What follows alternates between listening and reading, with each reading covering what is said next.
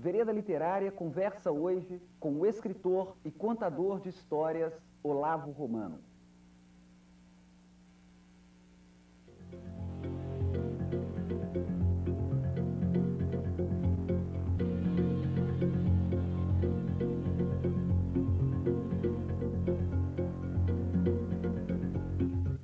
Olavo Romano nasceu em Morro do Ferro, Minas Gerais.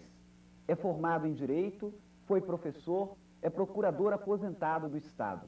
Olavo Romano é autor dos seguintes livros: Casos de Minas, Minas e seus casos, Dedo de prosa, Um presente para sempre, Prosa de mineiro e Os mundos daquele tempo. Olavo Romano é hoje pesquisador da Fundação João Pinheiro. Tudo bem com você, Olavo? Tudo bem, Elton. Então, feliz de estar aqui, viu? Felicidade é nossa. Muito Olavo. bom. Gostaria de começar a nossa conversa a partir de um caos seu que ilustre bem essa sua vocação para contador de histórias. Pode ser? Uhum. Olha, eu vou te contar um caso acontecido em Morro do Ferro, na roça, não é? Eu fui à casa do seu Quinho, que era um grande contador de histórias, assim, essa figura importante da infância da gente. Acho que esse meu gosto por ouvir, contar casos, talvez tenha nascido daí, desses serões na casa dele. Ele tinha morrido, eu fui visitar a viúva, eu já tinha publicado Casos de Minas, onde tem a história do lá é Zé da Chica, como personagem do livro. O Zé da Chica era um cara que era meio doido, mas tipo doido manso. E ele criava cabrito e deu piolho nos cabritos dele.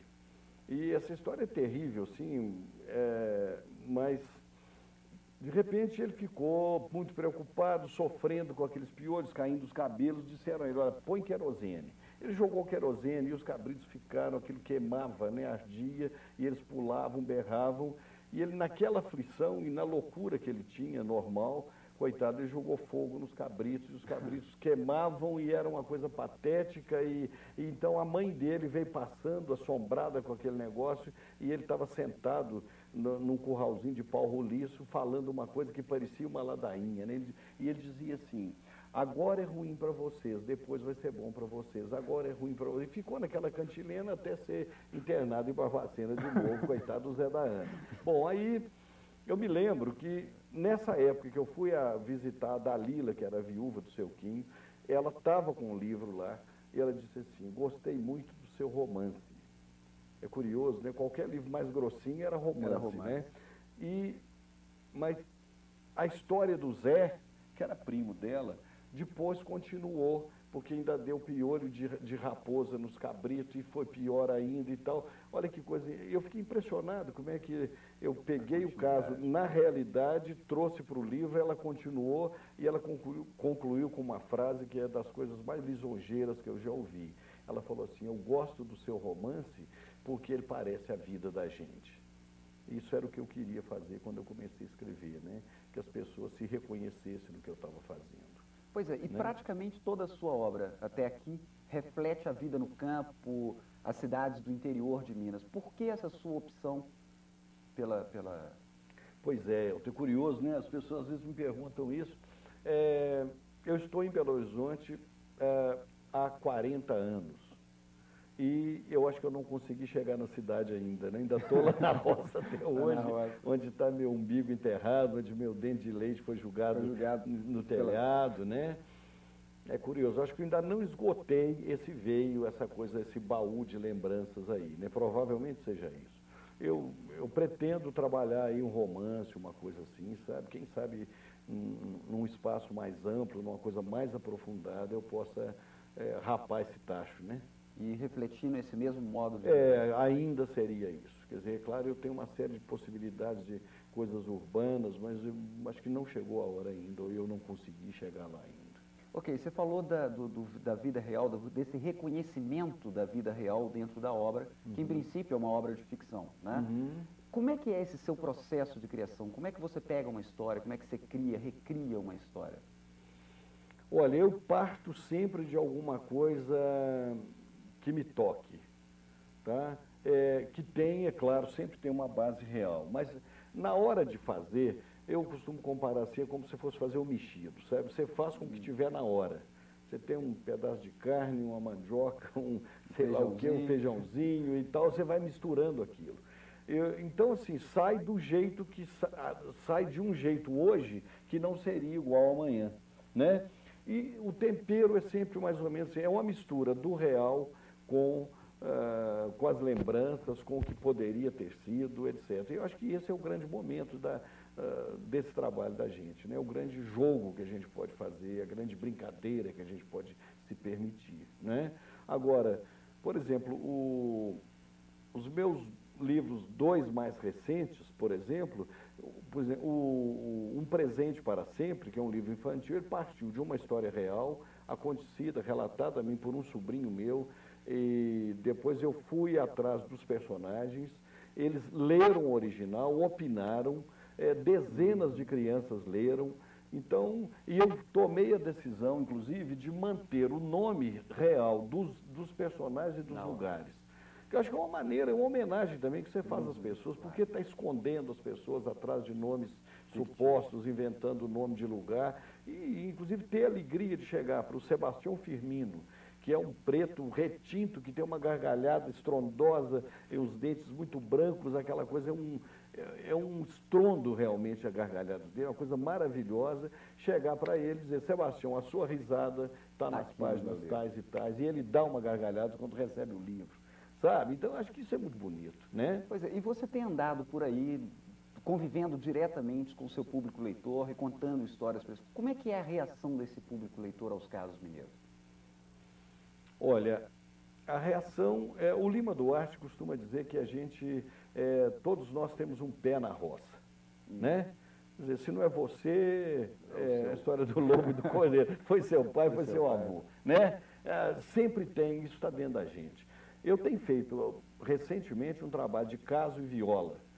Então, é curioso, enche, lota, e as pessoas contam o caso. É como se, assim, esse local, que é a cozinha onde se quenta fogo, esse local está dentro da gente, está dentro de todo mundo, né? Então, não importa a profissão do sujeito, o nível cultural, etc., a ocupação, mas, assim, todos nós acho que temos uma nostalgia desse lugar que, às vezes, a pessoa nem conheceu realmente, mas internamente existe esse espaço, né? Da revivência, da memória, do afeto. Acaba sendo um atavismo. Eu acho que sim, viu? Eu acho que isso está aí registrado no código genético, né? No inconsciente da gente. Eu acho que está. Né? Pois é, e grande parte do seu público leitor vive nas cidades grandes. Como é que... E que, às vezes, um grande número, inclusive, não tem essa vivência, de fato, da vida do campo. Eu me lembro o seguinte, né? Quando... A primeira noção que eu tive de urbano e rural, tá? Era o seguinte, que nós éramos 30% urbanos. Quando eu comecei, eu era menino, digamos, isso há 40 anos atrás, por aí, mais ou menos. Hoje, nós somos menos de 30% rurais. Tá? Então, eu acho assim, a minha geração é uma geração dessa transição, não é? Quer dizer, hoje você vai, se eu vou ao cenário onde as minhas histórias se passam, você hoje, as distâncias se mediam por léguas, né? O domingo tinha domingo de missa, era o dia que o padre ia uma vez por mês. O mundo era um mundo assim, tinha um rádio, né, no Arraial. Meu pai assinava um jornal do Rio de Janeiro que chegava com 3 dias de atraso. As distâncias eram imensas. Agora, hoje, você vai lá, tem antena parabólica em todo lugar, a qualquer lugar se chega de carro, etc. Né? Isso tudo mudou muito. Mas eu acho que as pessoas continuam marcadas por essa coisa, né, do pé no chão. Né? Flávio, nós pedimos ao escritor e jornalista Geraldo Magalhães um depoimento sobre o seu trabalho. Vamos ver isso? Vamos, claro. Ok. Vamos, eu tenho o maior prazer de falar de Olavo Romano, um grande amigo, uma pessoa de um nobilíssimo caráter e, sobretudo, nessa sua faixa de profissional, em que ele exerce com maior competência, que é o garimpo da alma mineira. Eu me sinto muito privilegiado porque posso ser considerado seu padrinho. Fui eu quem comecei a publicar as suas primeiras crônicas no jornal, no Estado de Minas, na época que eu era editor da segunda seção. E até hoje tenho acompanhado o seu trabalho, que é um trabalho riquíssimo, né, feito com a maior competência. Ele realmente tem, né, esse instinto, esse talento para a pesquisa, para a lavra, e ele encontra no interior mineiro, na alma mineira, um campo vastíssimo, porque é insondável, né, a riqueza que os mineiros têm e extravasam através, né, do seu temperamento, através das suas falas, através do seu folclore, dos seus costumes. E o Olavo, atento a tudo isso, né, vai garimpando e vai trazendo para nós esse material de grande riqueza humana. E aí, Olavo, como é que você gostaria de comentar esse depoimento? Pois é, eu fiquei muito emocionado com a fala do Geraldo, de ver o Geraldo, porque, primeiro, ele é um amigo queridíssimo. Segundo, vê-lo e ouvi-lo me faz evocar, assim, o comecinho do meu trabalho, sabe? Depois de ter investido muito, tentado muito, sem saber se você dava conta, se dava certo, se haveria um canal. Finalmente, o seguinte, aquela expressão dele, né, lavrar a alma mineira, aquilo é muito bonito. Eu acho que ele atribui ao meu trabalho uma importância que eu não sei se tem, e atribui a mim uma competência que eu procurarei ter. Não, mas reconhecidamente tem. Agora, sobretudo, me dá uma sensação de muita gratidão pela vida, sabe, Elton? Relembrando esse caminho, olhando os 6 livros que estão aqui, pensando nos que certamente virão depois, sabe? Eu acho que eu tenho um imenso privilégio de poder fazer isso, porque é isso que eu quero fazer, é isso que eu gosto de fazer. Eu acho que eu fiz muitas outras coisas antes até chegar aqui, mas é como se fosse tudo preparando para isso aqui. Então, é muito gratificante, é muito bom esse momento. E já que você usou a palavra privilégio, eu gostaria de comentar o seguinte: fim de milênio, tem muito sem terra por aí, muita migração para cidades grandes. Sim. Essa oposição cidade e campo, como é que você a vê politicamente falando, culturalmente falando? Pois é, nós falamos antes o seguinte, quer dizer, nós éramos 30% urbanos, hoje nós somos 70% urbanos. Isso é um lado da questão. Quer dizer, eu acho que a agricultura, que era aquela coisa antiga da coivara, da enxadinha, do cacumbu, né? A enxada que gasta tanto que muda de nome, vira cacumbu, ela acabou, ela não resiste mais. Quer dizer, numa sociedade globalizada, numa economia globalizada sobretudo, o mercado é inteiro, é o mundo. Tá? Então a gente está vendo isso aí a todo momento. Olha, uma coisa que é inevitável é que as cidades cresçam e que a zona rural se esvazie. Acho que o grande problema que tem globalmente primeiro, o grande problema que tem é o que fazer com esse tanto enorme de gente que não se preparou para essa transição. Acho que esse é o grande problema. Agora, o problema do sem terra, eu acho que ele é um problema transitório nessa visão geral, você está entendendo? Porque o sem terra também, mesmo dando terra, não basta. Não basta. Quer dizer, você tem que mudar muita coisa, você tem que dar terra, tem que dar tecnologia, tem que dar treinamento, tem que dar assistência técnica, tem que dar muita coisa. Então, não é só o problema de dar terra. Agora, por outro lado, eu acho que o sem terra é uma face do pobre em relação ao rico, tá? Do uso dos recursos disponíveis para a humanidade. Então, é a mesma coisa do operário, né? Do operário sem perspectiva em relação ao mundo e à vida, sabe? Então, você está falando mudança de milênio e tal. Eu acho que nós vivemos uma imensa transformação em que cada um é como que sondando a sua própria alma, sabe? Esperneia, esbraveja, briga, grita, sabe? Berra, para poder ser o que lá no fundo ele sabe que está destinado a ser. Sabe? Seja com terra, com casa, com comida, com a coisa.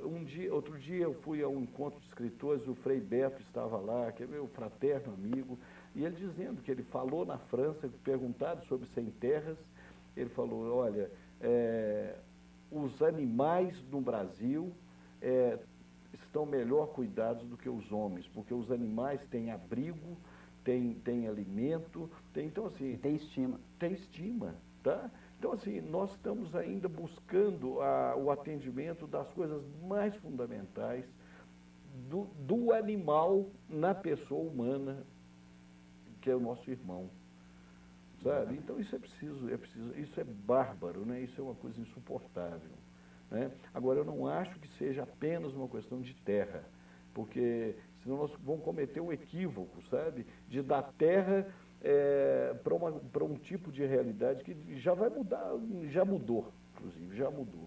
Já requer outro tipo de concepção, de visão, de trato, de atenção. E como é que você vê, então, a reforma agrária tal como ela está sendo referida por aí? Olha, eu sinceramente, sabe o que eu acho? Eu acho o seguinte, que uma coisa é resolver essas situações que estão aí de extremos desequilíbrios. Tem terra pública, tem terra abandonada, tem terra não aproveitada, não utilizada, muita terra, e tem muita gente que quer produzir, que pode produzir, que precisa se localizar. Agora, é como se fosse a acomodação de camadas, né, desse terremoto que está aí, essa coisa toda, sabe? Mas o que eu acho é que, de repente, daqui a 10, 15 anos, esses sem terras provavelmente estarão sendo deslocados, não por não terem terra mais, mas porque as coisas mudaram e porque um contingente muito pequeno da população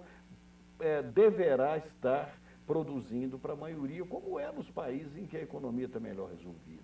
E também considerando que está tudo globalizado, que tem trigo não sei de onde, que tem carne não sei de onde, que o mundo hoje é pequenininho.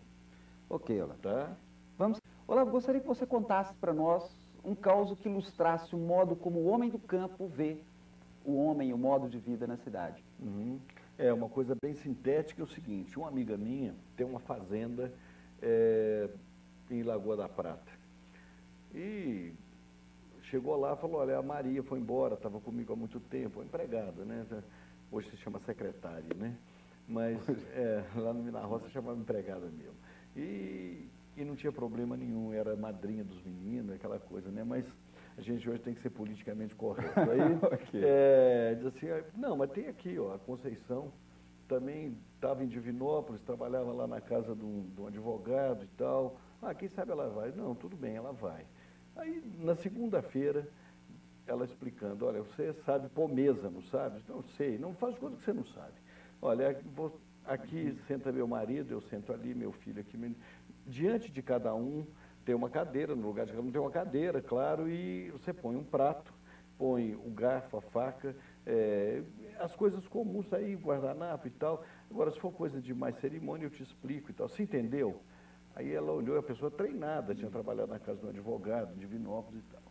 Aí falou assim, dona Solange, entendeu, eu entendi, mas a senhora não fica com raiva se eu falar uma coisa para a senhora, não? Eu falei assim, não, pode falar assim. Isso para mim é a superstição mais besta que eu já vi. Pomeza com gato. Pomeza com gato. Quer dizer, daí você vê que às vezes você está tentando, né, explicar uma coisa e querer um comportamento da pessoa, é inútil, né? Não tem jeito. Não vai corresponder. Agora, pela grande tiragem dos seus livros, a gente percebe que há um interesse também muito grande pelos casos, pela vida de Minas. A que você atribui isso? Olha, uma coisa que eu acho num lançamento de livro meu, eu estava na Procuradoria do Estado, foi muita gente de terno, gravata, assim, vestida formalmente. Aí o primeiro que foi, é um ex-deputado, amigo meu, né, meu colega lá, ele falou assim, o Valdir Melgaço, falou assim, eu estou vendo que tem muito mais capial na cidade do que eu tinha pensado. Estava aquela fila grande e tal. Eu acho que um pouco é isso que a gente estava falando antes, né? Pessoas que têm a sua origem no interior e que não se reconhecem inteiramente na cidade, que estão, né, tem aquela nostalgia, talvez seja uma coisa nesse nível.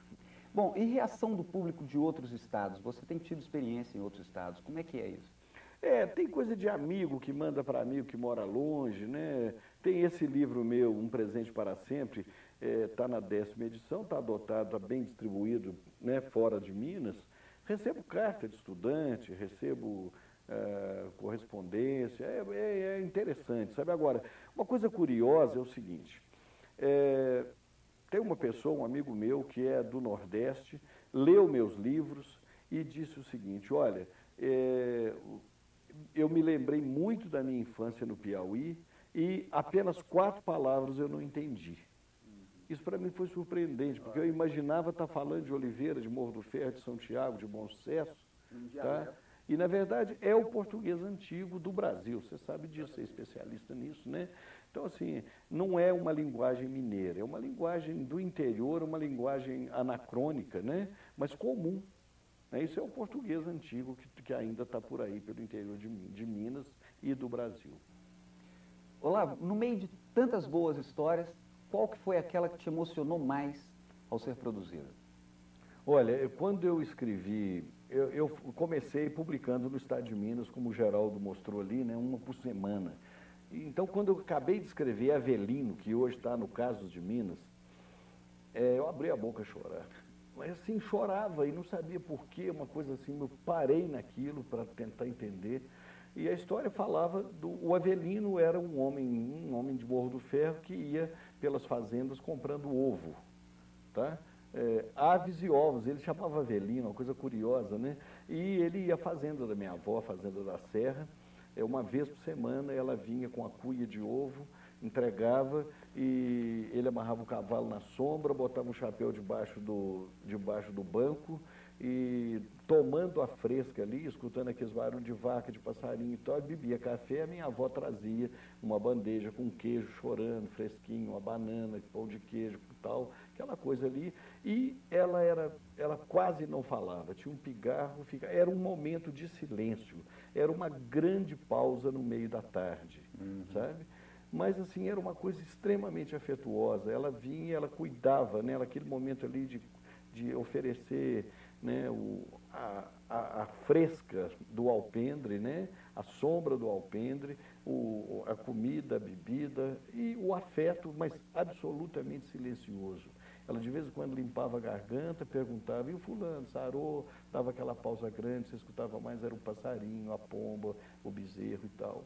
Era uma grande pausa, mas uma coisa muito intensa. E aí eu fiquei pensando assim, que a minha avó já tinha morrido, sabe?